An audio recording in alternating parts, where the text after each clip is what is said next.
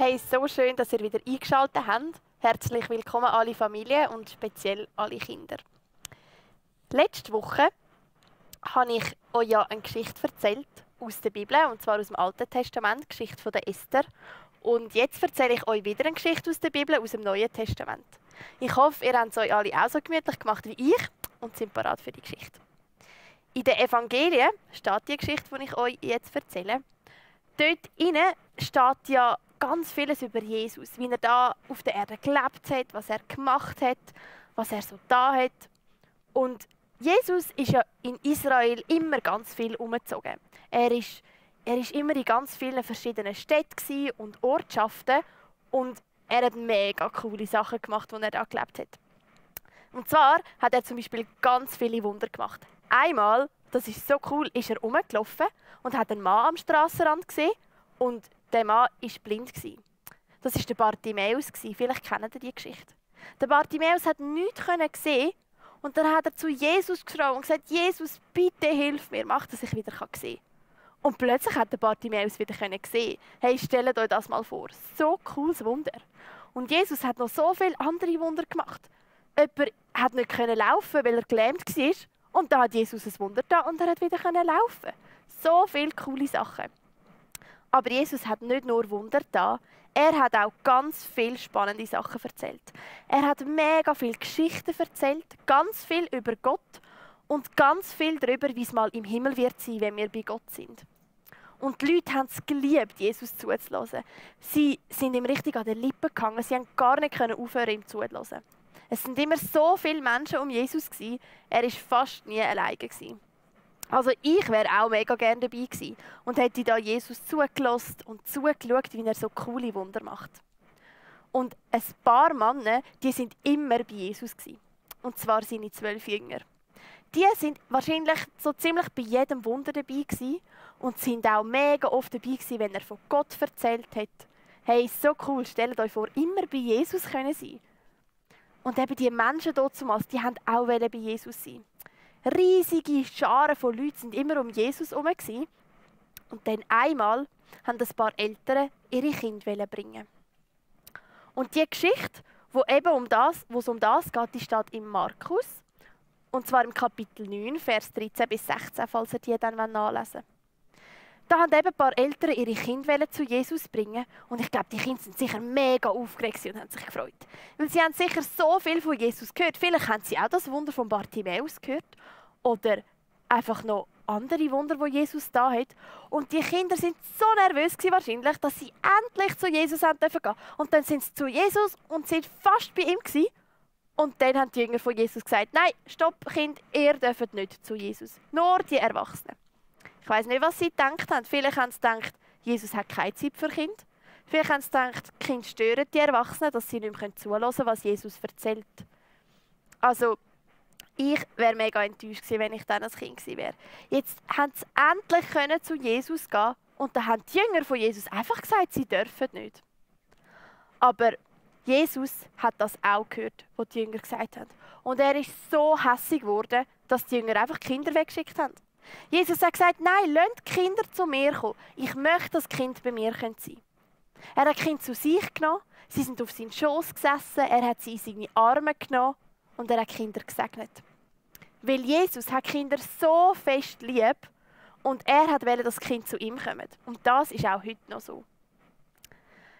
Als ich ein Kind war, durfte ich nicht immer alles machen, was die Erwachsenen machen durften. Zum Beispiel an Weihnachten, am Weihnachtsessen mit der Familie, haben wir Kinder immer am Familientisch sitzen, wo nur Kinder waren. Die Erwachsenen waren da und unser Kindertisch war da. Wir durften nie bei den Erwachsenen sein. Oder ich musste auch immer früher ins Bett gehen als meine Eltern. Vielleicht habt ihr auch schon so Sachen erlebt, wo man als Kind halt einfach nicht immer das machen darf, was die Erwachsenen auch machen. Aber es gibt etwas, wo alle Kinder machen dürfen. Egal wie alt oder wie jung das Kinder sind. Und zwar dürft ihr, egal ob ihr noch ganz, ganz jung seid oder schon ein bisschen älter, ihr dürft immer zu Jesus kommen. Es ist ganz egal, ob ihr ein Mädchen sind oder ein Bub, es ist egal, ob ihr jung sind oder alt. Es ist egal, was ihr gerne für Hobbys habt, ob ihr lieber Fußball spielt oder lieber Basketball oder lieber zeichnen tünt oder Sachen spielen. Ihr dürft so zu Jesus kommen, wie ihr seid, egal wie alt das ihr seid. Weil Jesus hat uns so fest lieb. Genau dich. Jesus hat dich so fest lieb. Und Jesus ist immer da für dich. Jesus hat uns alle zusammen so fest gern, dass er auf die Erde gekommen ist, dass er da eben all die Wunder gemacht hat und von Gott erzählt hat. Und dann am Schluss ist Jesus ja am Kreuz gestorben und wieder auferstanden. Und so hat er es eben möglich gemacht, dass wir immer zu ihm kommen können. Also, du darfst nie vergessen, Jesus liebt dich ganz, ganz fest. Und er möchte, dass du zu ihm kommst. Stell dir mal vor, du hast mit einem Freund abgemacht und der Freund, der freut sich so fest, dich zu sehen. Er umarmt dich und er strahlt über das ganze Gesicht und er freut sich so, dich endlich wieder sehen, mit dir Zeit verbringen und dürfen hören, wie es dir geht. Und genau so ist es mit Jesus. Jesus freut sich so fest, wenn du zu ihm kommst, wenn du mit Jesus schwätzt und wenn du mit ihm Zeit verbringen tust. Und für die Kinder damals war es vielleicht ganz einfach, zu Jesus zu gehen. Weil sie haben ihn ja gesehen, sie konnten auf seinen Schoß sitzen, er hat sie in seine Arme genommen. Aber wir sehen Jesus ja nicht. Für uns ist es einmal ein bisschen schwieriger, zu ihm zu kommen vielleicht. Aber zum Beispiel könntet ihr einfach mit Jesus schwätzen. Vielleicht, wenn ihr mal am Spielen sind, könnt ihr zu Jesus beten. Wie wenn ihr mit einem Freund spielt und schwätzt, könnt ihr Jesus alles sagen, wie es euch geht. Ihr könnt ihm sagen, ob ihr fröhlich seid, was euch Freude macht. Oder wenn ihr traurig seid, wieso dass ihr traurig seid. Aber auch wenn ihr hässig seid, wenn ihr enttäuscht seid. Was auch immer, dürft ihr alles Jesus sagen. Und er freut sich so fest, von euch zu hören. Oder eine andere Variante, wie wir zu Jesus kommen können, ist zum Beispiel, wenn wir in der Bibel lesen. Da hat so viele spannende Geschichten drin über Gott und über Jesus. Und vielleicht, wenn ihr noch nicht so gut lesen könnt oder nicht so gerne leset, könnt ihr mal eure Eltern fragen, ob sie eure Geschichte aus der Bibel vorlesen. Auch darüber freut sich Jesus mega fest, wenn ihr in seinem Wort leset. Oder eine andere Idee ist, am Sonntagmorgen singen wir ja immer Lieder miteinander singen, wo wir zu Gott singen und ihn anbeten und einfach Gott Danke sagen. Und auch das könntet ihr machen. Vielleicht haben eure Eltern auch so Lieder daheim. Dann könnt ihr auch die Lieder singen zu Gottes Ehre und ihm Danke sagen für das, was er gemacht hat. Jesus freut sich so fest, wenn ihr mit ihm Zeit verbringen könnt. Und für alle Kinder, die in der Sternschnuppe sind am Sonntagmorgen einmal bei uns oder im Propeller oder im Zeppelin, ihr werdet nächste Woche eine kleine Überraschung in eurem Briefkasten finden. Ich sage nicht mehr dazu und ich kann euch auch noch nicht sagen, an welchem Tag genau. Vielleicht schon am Montag, vielleicht auch erst am Freitag. Aber für euch gibt es ganz eine kleine Überraschung noch dazu. Und ganz, ganz wichtig, was ihr nie vergessen dürft, Jesus liebt dich ganz, ganz fest. Und ich weiss nicht, wie es euch geht in dieser speziellen Zeit jetzt gerade. Ihr habt ja alle auch kein Kinski und keine Schule. Ihr könnt eure Gespendli vielleicht nicht so treffen wie sonst. Und ihr könnt vielleicht nicht ins Geräteturnen gehen oder nicht in den Fußballverein. Und mich nimmt es ganz fest Wunder, jetzt wo wir uns nicht sehen können, zu wissen, wie es euch so geht. Darum, wenn ihr Lust habt, könnt doch ein Bild zeichnen, wie es euch geht. Dann könnt ihr darauf vielleicht zeichnen. Vielleicht sind ihr fröhlich darüber, dass ihr so viel Freizeit habt.